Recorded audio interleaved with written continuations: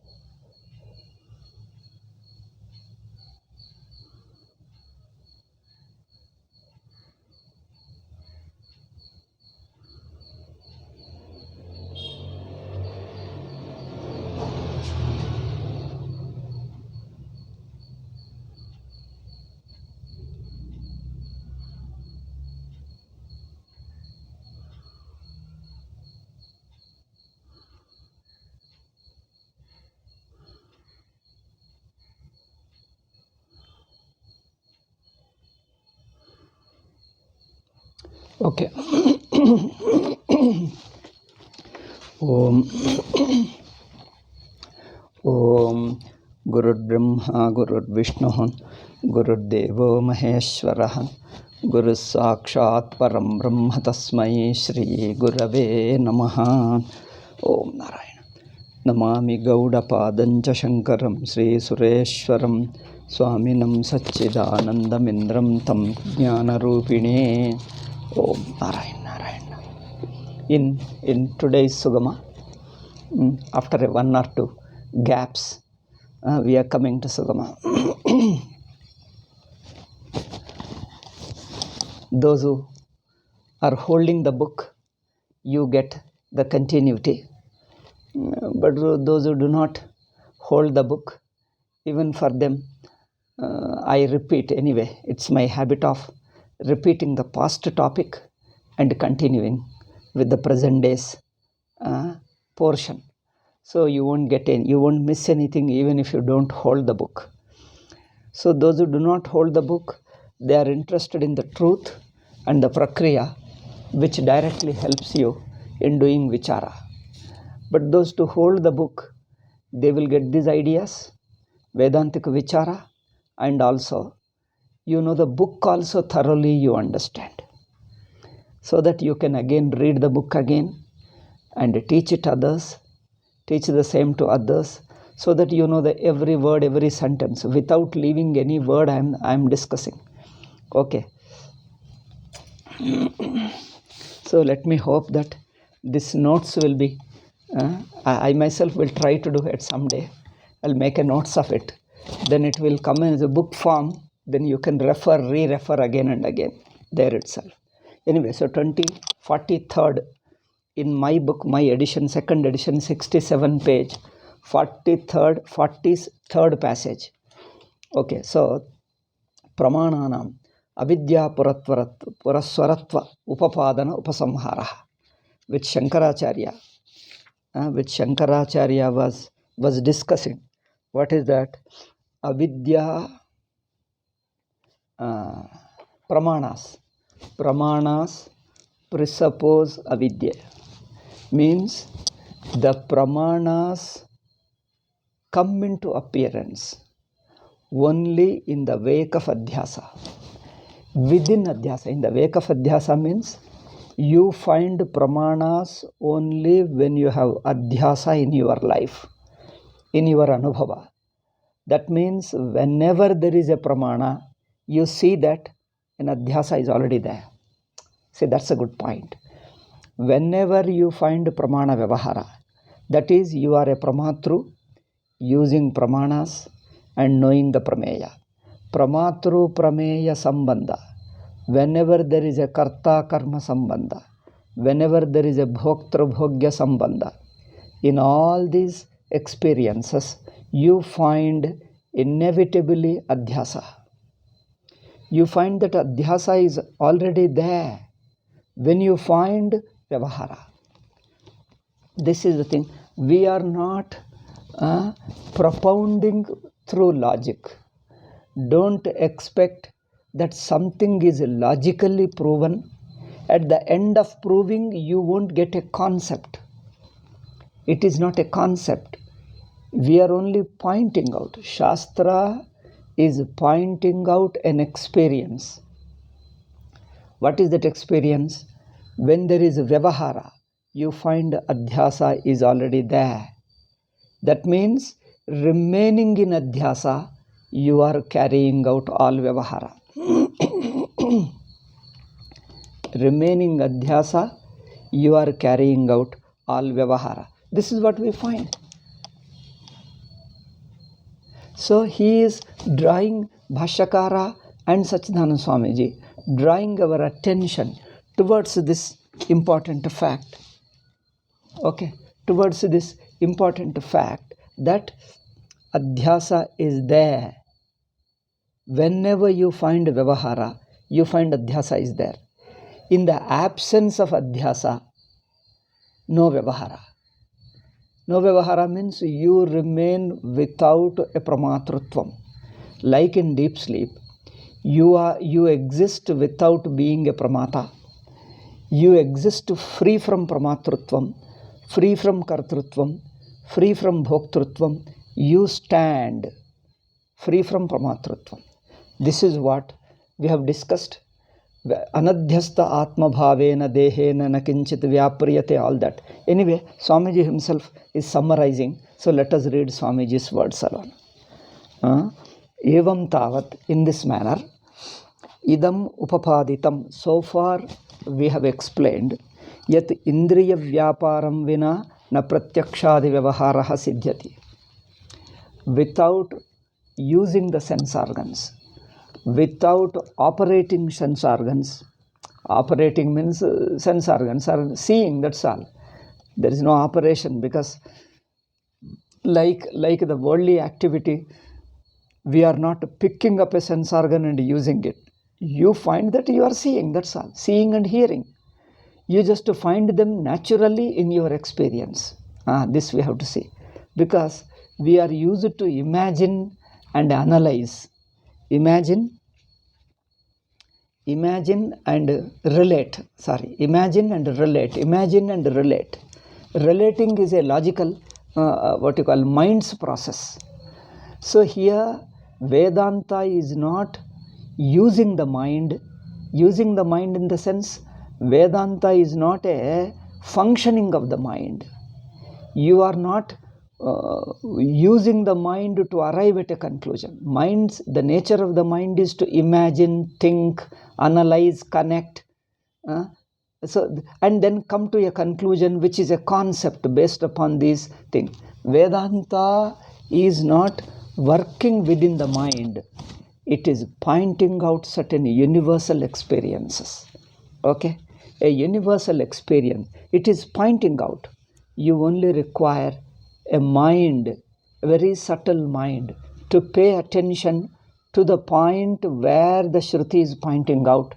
And as you look at it, you just come to realize what Shruti says. you come to cognize what Shruti says. Therefore, it is pointing out that deeper Anubhava, and you just silently watch it. Watch. As you pay attention, you come to discover. That's all. It is a discovery within your Anubhava and not arriving at a concept, a logical concept. Okay? It's not analyzing and coming to a conclusion. Therefore, evam tavat, in this manner. Don't see how we have shown, don't go by that inferential logic where you show the data, analyze it, and then come to a conclusion. You are seeing a logical process and coming to a concept which is a logical concept. We are not going by logical process. See, the logical is a relation. A logical process, it's not logical process. It is pointing out the truth. Then we may use logic. There the logic which we use is only helping you to transcend the smaller, narrow Anubhava. From the narrow Anubhava, you are moving into a larger Anubhava. From the narrow intuition, from the narrow experience, your attention is changing to a larger area of your experience, which includes the earlier or the lower Anubhava, lower area, lower Anubhava or smaller area. Smaller area of experience is included in a larger area of experience. So here the human mind divides. Mind functions in a divisive way, subject, object, relationship. And one is it divides the things. The one experience, it divides into through subject, object, and connection. Do you find these three? This is the nature of the mind which divides. And also, it sees the events are happening gradually in time. They are related as a previous and later. Previous and later is a relationship through time, in terms of time. Okay, so the mind functions in this relationship of time, that is previous and later, or a sequence of events, sequence of objects one after other occur. So this serial occurrence requires time, but mind functions only in that level. Spatial relationship here and the extension of the area is called space. Extension is the idea of space. Continuity is the idea of time. What is time? Time is the process, the flow. Process or the flow or a continuity. Process is the idea of time. Vastness or smallness, extension. Extension means spreading around. Extension is the idea of space. Flowing or continuing. Process is the idea of time. So the human mind most often, all the time, works only in terms of time and space, and also in terms of subject and object relationship. Time, space, and relationships. Qualities, actions, and their relations. Okay, so the generally mind functions within these categories, within these relationships. So whenever we listen, we read a book, we listen, we try to understand. We try to understand through mind. Through mind means what? Through this relationship, spatial relationship, temporal relationship, that is the relation in terms of space, relation in terms of time, and also relation in terms of very relation. Relations are many. Cause and effect relationship, part and whole and relationship, substance and quality, substance and a substance and an occurrence and an event and an action, substance and an action, substance and quality, cause and effect, and then part and whole. These are all some of the relationships, a few relationships. So human mind works within the relationships, and it thinks that understanding is a relationship, karma is establishing a relationship, and bhoga is also a relationship. It sees all the three, jnana, karma, and bhoga. That is jnatrutvam, kartrutvam, and bhoktrutvam. All these three are relations alone, because without relationship there is no jnatrutvam. Without relationship there is no kartrutvam. Without relationship, there is no bhoktritvam. So the very relationship means, what is that? Jnatru-jneya. Jnatru-jneya relationship itself is, it is a relationship. Karta karma is a relationship. Bhokta bhogya is a relationship. But when Vedanta is pointing out, it is not pointing out the relationship within space, within time, and within these mind's relations. It is pointing out a larger experience, which is an experience, which is a universal intuition. It is an intuition. Intuition means a deeper experience which is already there. You only have to pay attention and see it. Okay, so therefore, Indriya. Now, after this explanation, go to the sentence, Evam tavat idam upapaditam. Upapaditam means this has been shown in your life how it is convincing. Convincingly shown, that's all. Upapaditam, it is not logically proven. Literally, if you translate it, upapaditam, logically proven. It's not a logical proof. Okay? Upapaditam means we have only pointed out successfully, convincingly pointed out. That's all. We point out, Shruti points out, we pay attention and come to cognize it. That's all. Therefore, evam tavad upapaditam, what? Indriya vyaparam vinana pratyakshadi vyavaharaha. No perception without the sense organs being involved in it. That means through sense organs alone, you have a perception. That means when you have a perception, you see sense organs are already part of perception. Sense perception. When you have a perception, sense organs are already occupying the place in the perception. They are part of it. Therefore, functioning of the sense organs doesn't mean you are again bringing it and trying to use and all that. It's not an action. You find that whenever there is a perception, sense organs are already part of it. Without sense organs forming a part, no perception can take place. You have no perception without sense organs being part of it. Though we say you are operating sense organs functioning, because that Sanskrit expression is Indriya Vyapara. Indriya Vyapara means you are using the sense organs functioning, sense organs operating. All these three mean you find that in your perception, sense organs are already there in it. It is through sense organs you come to see. That's all it means. The sense organs are inevitable part of perception. Okay, Indriyani cha swadhishtanam deham akshipanti, and sense organs can function. They necessarily require swadhishtanam, its a basis, because sense organ cannot function without having its basis. It has to remain in one place. Where do they stay? On what basis? They stand in the body. Okay, therefore,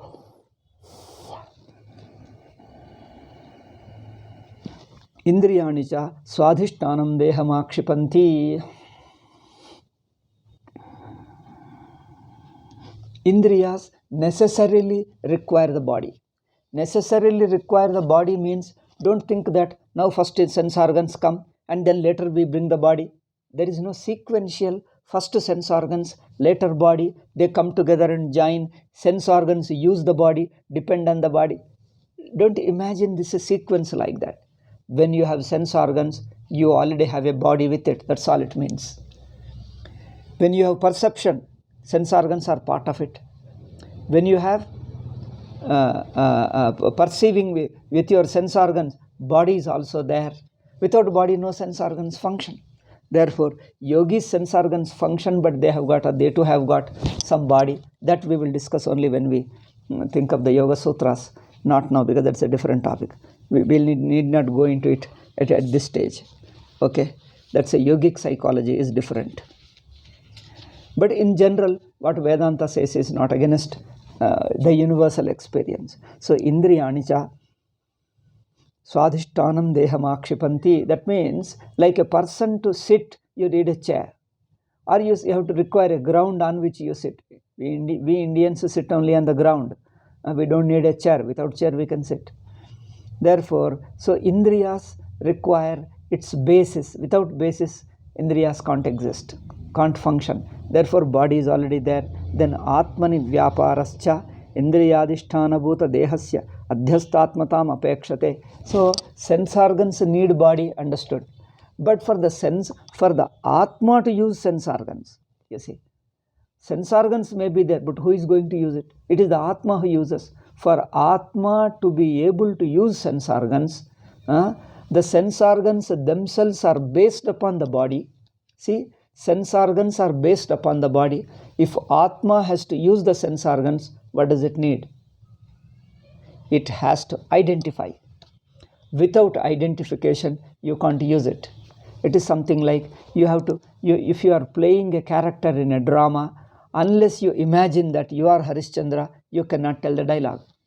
You can't tell the dialogue unless you imagine that you are a Harishchandra. At least tentatively, you assume that you are Harishchandra. Then from that assumption, the action, the behavior, the talks, everything come from that assumption that I am Harishchandra. Without assuming, no movements, no activity of Harishchandra possible. Similarly here, Atmani Vyaparascha, there is a Vyapara. Vyapara means perception. What else is that? The perception is a part of experience unless Atma identifies with it. Atma means consciousness. Unless you identify with the body, you will not be able to be a knower, a seer through sense organs. Indriyanicha swadhishtanam deham akshipanti. Without, he says, clarifies it, Atmani Vyaparascha Indriyadhisthana Bhuta Dehasya. So therefore, this sense organs used by Atma. Atma using the sense organs, Atma operating with sense organs requires that Atma is identified with the body. Without identifying with the body, using the sense organs is impossible. Isn't it? Using the sense organs impossible unless you identify with the body and then sense organs. Therefore, Atmani Vyaparascha Indriyadhisthana Bhuta Dehasya. The Deha, which is a basis for Indriyas, Adhyastata. Adhyastatam apekshate. Body, we need a body being identified with the Atma for the Atma to be able to use sense organs. See, for the Atma to be able to use sense organs, Atma has to be identified with the body. When you identify with the body, then the sense organs function, then the sense organs you use them. Without joining the horses to the chariot, horses have to be joined to the chariot. Without that, you don't see horses moving, running the chariot. Chariot runs only with the help of horses. Similarly,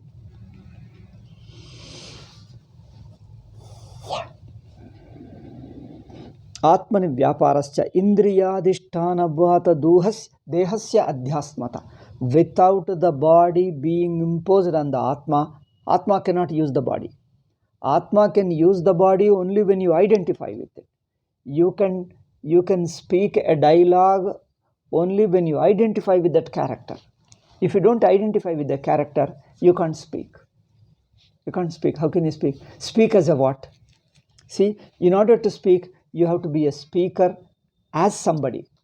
As what should I speak? If you are a so-and-so person, you speak accordingly. Accordingly means whatever person, whatever role you have got, you're educated, illiterate, worker or non-worker, whatever you are, you know your position, where you stand. Without that standing, the role, the drama, the dialogues won't come. Therefore, without identifying with the body, and with the body are the sense organs, you can't use the sense organs. It is like without sitting in the car, you can't hold the steering wheel and drive it. By standing outside, you can't hold the steering wheel. Okay. You have to sit inside the car. Sitting inside the car is very much necessary to be able to hold the steering wheel and use it. Similarly, without identifying with the body, sense organs do not function. Because sense organ functioning means perceiving, perception taking place. You have a perception. Whenever you have perception, you have identification with the body. Because without the identification with the body brings an individuality. You become an individual. Individuality is related to this, related to I and this. I is I, that the aham thought, notion of I, only in relationship with you. Therefore, atmani vyaparascha indriyadhisthana bhuta dehasya adhyastatam apekshate. Okay, atha Mabhud indriyanam vyaparaha. Just a minute. Until the last minute I have been busy.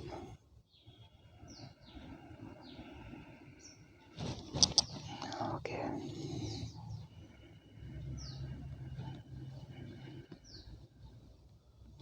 Okay. Now he says, okay, let there be no functioning of sense organs. Let there be no body superimposed upon the Atman. Let there be, let the Atma not function. Function means what? Perceiving. Perception is a function.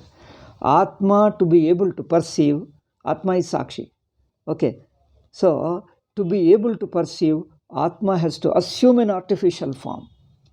Artificial means imposition. Unless you assume your individuality, you can't walk and talk. Supposing you exist as a space all-pervasive, how can you talk? How can the all-pervasive space talk and walk and move from one place to another unless the total space is imagined to be an individual space? Individual means a location. It is individuality that facilitates your doing, seeing and acting and all that. If you have no individuality, like in deep sleep, see, in deep sleep, can you say I am here sitting or standing or walking? To say that I am sitting and standing and walking, I am so and so, I am so and so, you require identification with the body. So it's very clear, you can see in our life, without identification nothing works. Atha mabhud indriyanam vyapara. If none of them exists, neither sense organs, nor the body, nor the Atma's identification with the body. If it is not there, okay, let us accept none of them are there. No, Siddhanti says no. Kim nishtamapadyate tatrottaram idaki uttara enandre. The reply to it is nachaitasmin sarvasmin nasati asangasyatmanah pramatrutvam upapadyate. In the absence of adhyasa, in the absence of the body, in the absence of sense organs, when all these things are absent, what do?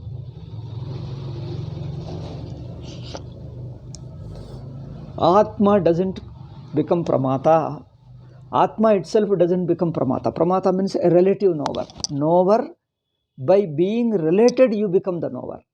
You become the knower of something by standing in relationship with it. So, you stand in a relationship. That is knowing. The very knowing means you stand in relation with it.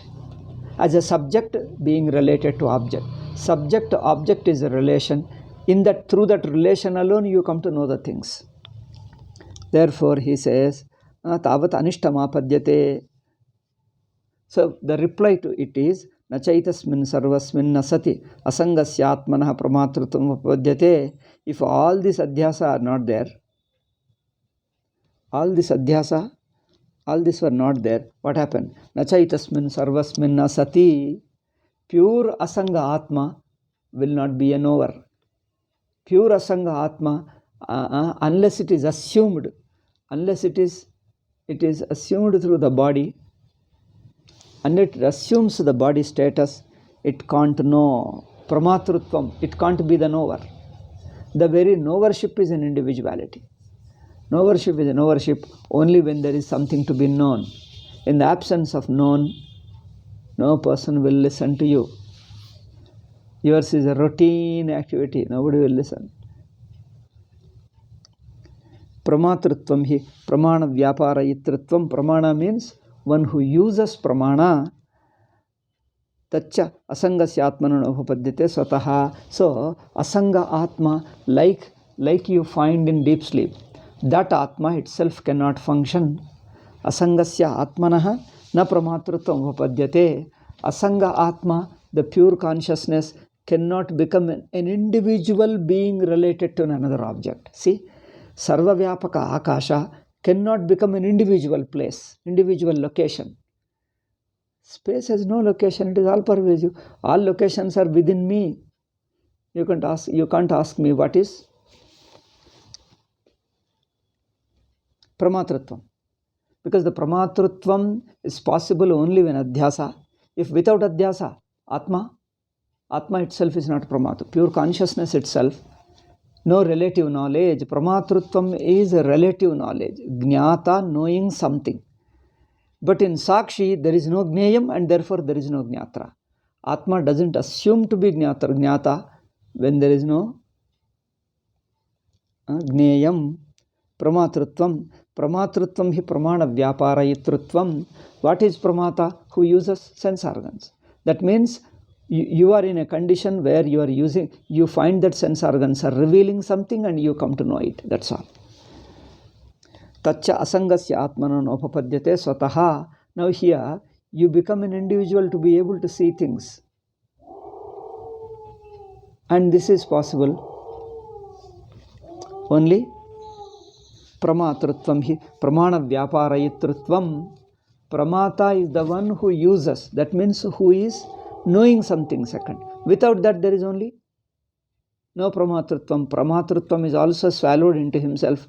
Prameya world is swallowed in himself. He remains pure consciousness.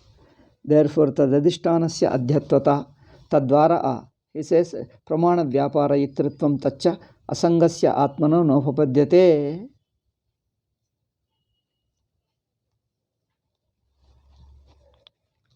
Asanga atma means atma by itself, unsuperimposed. Asangasya atma, unsuperimposed. Atma nopapadyate swataha. That means pramatrutvam is natural to atma. In short, it means atma is beyond pramatrutvam.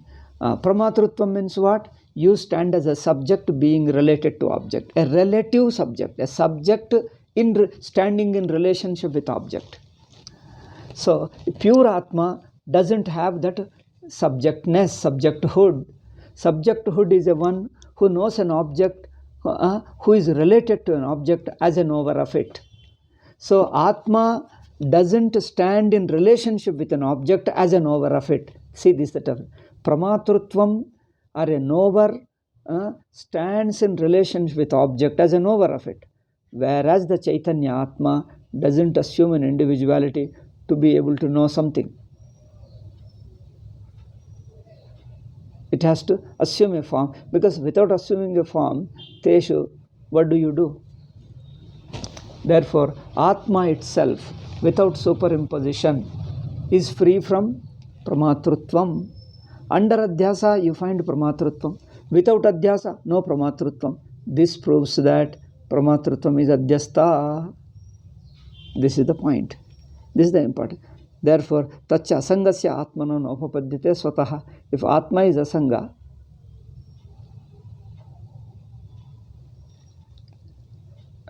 asangasya atmacha dvitiya samsarga ayogyatvam.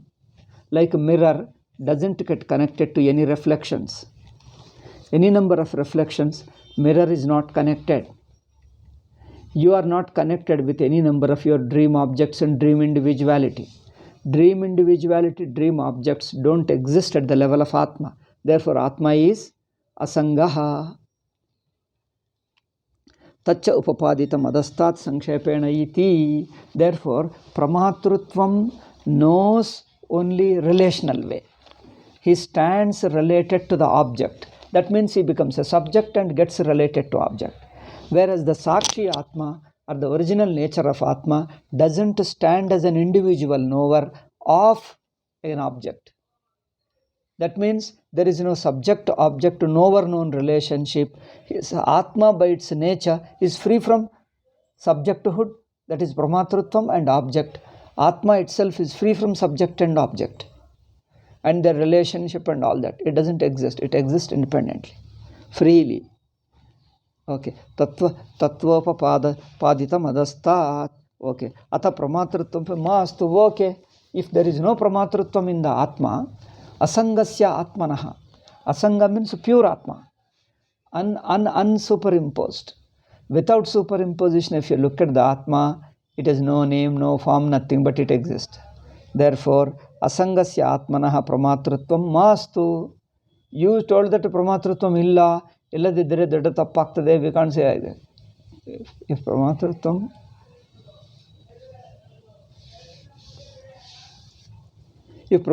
is not there, that means that a relative knowing, being related to an object and knowing it through this relationship. Standing as a subject, you related to the object, and that fact, the very subject itself is in relationship. In the wake of relationship, you become subject. It's not that you become first subject and then get connected to object. Subject-object relationship. In fact, subject and object are not two. They are not two. They are only just one experience.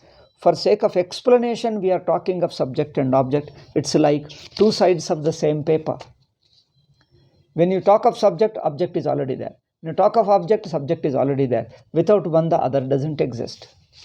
Okay. Therefore, subject-object is a relative one. It's a mutually related. Atma asanga. Atma is not a subject. And it doesn't see something else other than it as related to it. That is, it doesn't see an object. Therefore, Atma is free from subject and object. That is an asangasya Atma. In asanga Atma, there is no pramatrutvam. That means Jnani transcends pramatrutvam. Jnani doesn't have no worship. Jnani is not a pramatru. He may explain, he may talk to people, but that is aupadika. Therefore, nacha pramatrutvam antarena. Pramatrutvam mastu. Let there be no pramata. What happens? Let there be no, if there is no pramata, there is only Atma. Pramatrutvam antarena pramata pravrittirasti. Without pramanas, without perception, you would not perceive the object. Object necessarily requires sense perception, sense organs. Okay. Therefore, without that, in the pure Atma, no pramatrutvam possible. In the pure Atma or Sakshi Atma, no pramatrutvam possible. Therefore, he doesn't function, doesn't listen to anybody. There is nothing other than him. He alone exists, a silent existence. Okay. Therefore, Paramatma, without pramatrutvam, no knowing the world. Okay. Pramanani svavishayeshu pravartante. Every pramana reveals its own object. Every pramana has got its own special objects. Svavishayeshu pravartate swayam asamarthani pravartakam pramatarang kankshante ityuktam.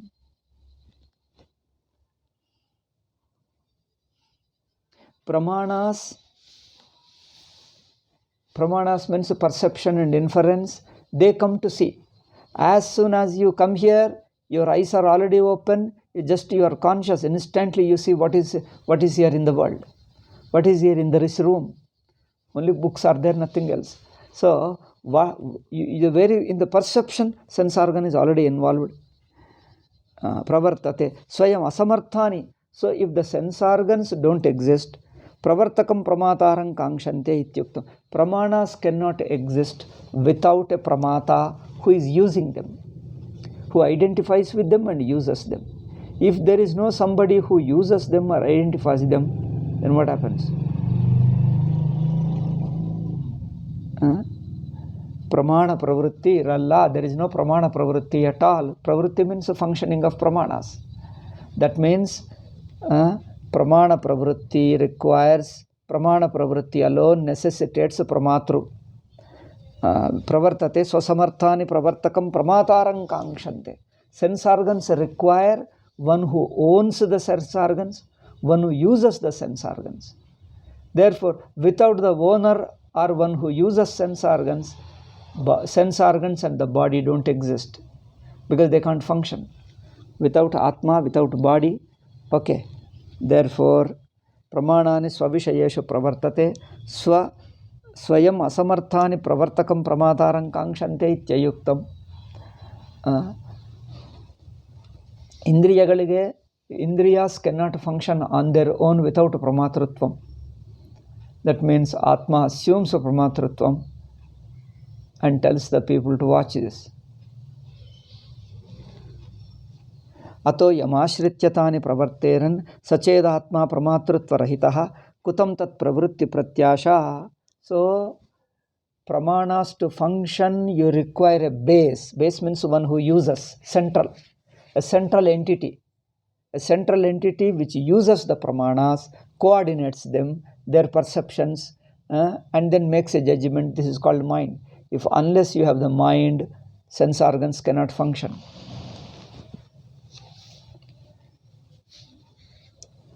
Without sense organs, Atma cannot function. Atma itself becomes a nischeshta, functionless. Ato yamashrityatani pravarteran sached Atma pramatrutva rahitaha.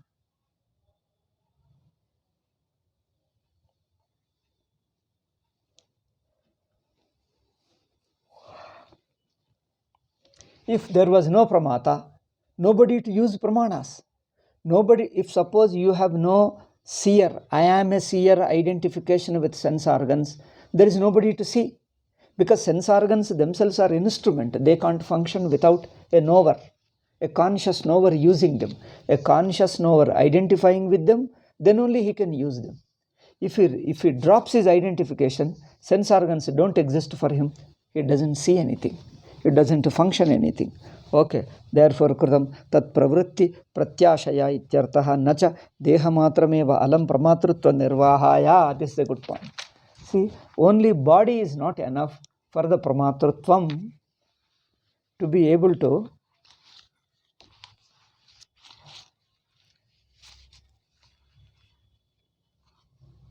knowledge being unable on their own to objectify their objects, they need a knower to operate them. See, depending upon whom the pramanas function, if that Atman is not a pramata or knower, all hope of functioning of pramanas is just lost.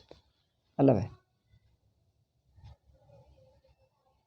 Therefore, pramatrutva nirvahaya,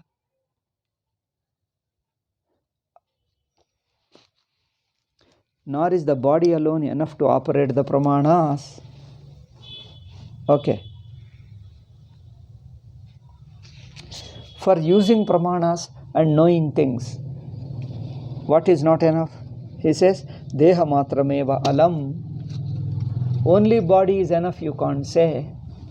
Because supta dehasyapi pramana vyaparayitritva prasangat. If body alone is enough, then in deep sleep also your body is lying there. Why does the body perceive?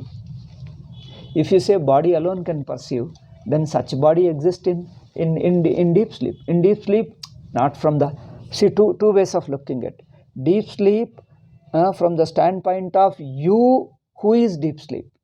From the standpoint of you who is called deep sleep. The other is looking at the deep sleep of others. When somebody is lying there, you go and see, oh, he's already lying down. So therefore, he says, supta dehasyapi pramana vyaparayitva prasangat. We say without pramatrutvam, pramanas don't function. That means when for sense organs to function, you conscious being should be behind it, a part of it. It is you alone. It is something like binoculars you use. You use the lens or binoculars only when there is a eyes. Somebody said like that. When we are looking through this binoculars, the outside, somebody is there. He got curious. Modern scientists, they are scientists, they become curious. Then what happens?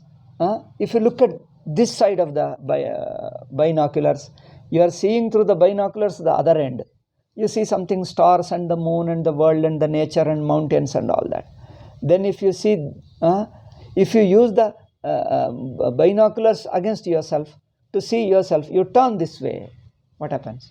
Now I am able to see myself. Do you say ever? When you are using binoculars to see something else, now you turn the very binoculars against yourself. will you be able to see? No. Why? The very seer is the consciousness Atma. That Atma, through the sense organs, through the mind alone, it sees. In the absence of sense organs and mind, the Atma comes back to its natural state. Okay. Therefore, he says, Tasupta dehasyapi pramana vyaparayitritva prasangat, without the pramatrutvam behind the sense organs. Here you have to say, pramatrutvam and sense organs, they don't exist independently. First pramatrutvam and later sense organ, or first sense organ, later pramatrutvam. It's not like that. In your anubhava, there is pramatrutvam and sense organs are working. These two go together. They always exist together. When there is a consciousness in the sense organs, then only they can perceive. Otherwise, like in deep sleep, neither sense organs nor mind exist. Okay. Therefore, tadeta sarvam abhipretya sangraha vakya abhihitam. Keeping all this in view, in that brief statement, it was stated that dehendriyadishu aham mamabhimana rahitasya pramatrutva anupapattau pramana pravritya anupapatte. This is the Adhyasa Bhashya Vakyam. He should have put it bold.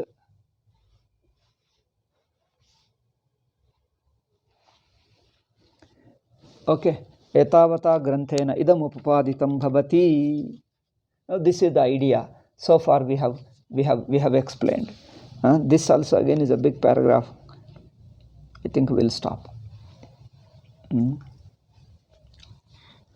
We'll stop and see in the next class.